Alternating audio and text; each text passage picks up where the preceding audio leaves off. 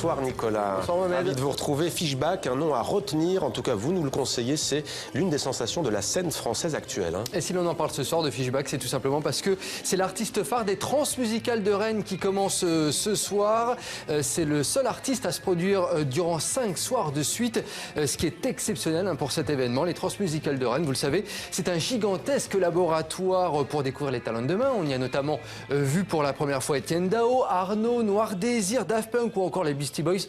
La liste est longue, Mohamed, et cette année, une centaine d'artistes, on verra une centaine d'artistes sur scène. Dans mes coups de cœur, je vous conseille de surveiller notamment le Toulousain Barbagalo, batteur de tournée de Tame Impala, avec sa pop psychédélique.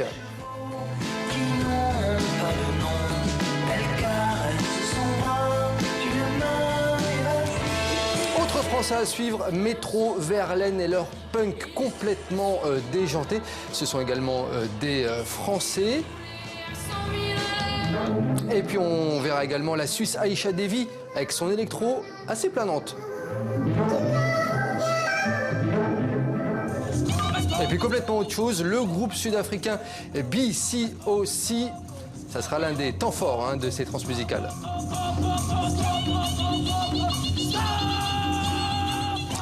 Et puis Nicolas, un autre groupe de filles, tout aussi déjanté peut-être. Ouais, mais je vous ai décoté quelques petites pépites, Allez. notamment un ovni musical japonais qui joue du punk. Regardez.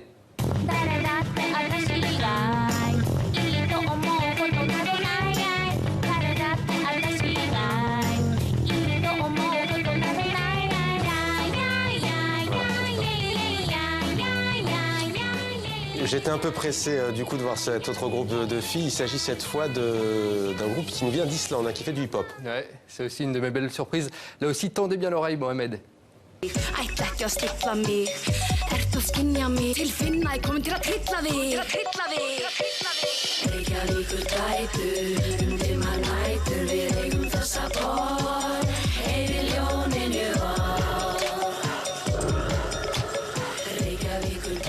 Bon, je ne vais pas me tenter au nom de ce groupe en islandais, ça veut dire les filles de Reykjavik tout simplement. Beaucoup de surprises en tout cas à découvrir lors de ces transmusicales, c'est jusque dimanche à Rennes. Monsieur, on va tenter Reykjavik, dur et day tour. Ouais, c'est pas évident, Nicolas. C'est pas évident quand même.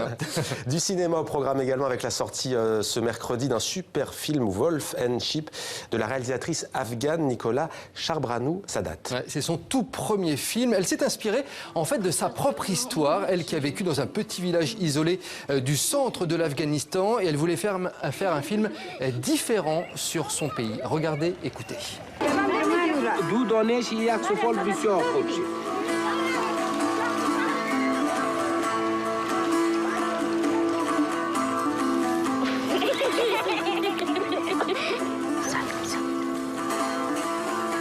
Talking about everyday life is very important because in a country like Afghanistan that everyone thinks is a war country and everything is so ugly and is so dark, you know, all these stories, all these beautiful stories, they just hide because the priority whenever whoever wants to talk about Afghanistan, the priority is for war and all these political issues. And no one talk even about the people, about what they think, about what they, you know, about how about the community, how these people live there. And for me it was very important.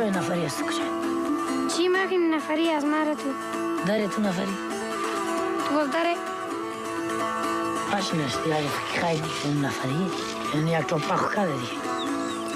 Superbe film, très bien réalisé, superbes images. Ça sort ce mercredi donc sur les écrans. Et puis une dernière information qui vient de nous parvenir, Mohamed, avec cette vente aux enchères de Christie's ce soir à Londres. Ce pistolet que vous voyez, celui qui a, c'était le revolver avec lequel Paul Verlaine tenta de tuer Arthur Rimbaud en 1873 à Bruxelles. Il a été vendu 434 500 €. L'info vient de tomber. Vente exceptionnelle donc ce soir à Christie's à Paris. Merci Nicolas, à demain.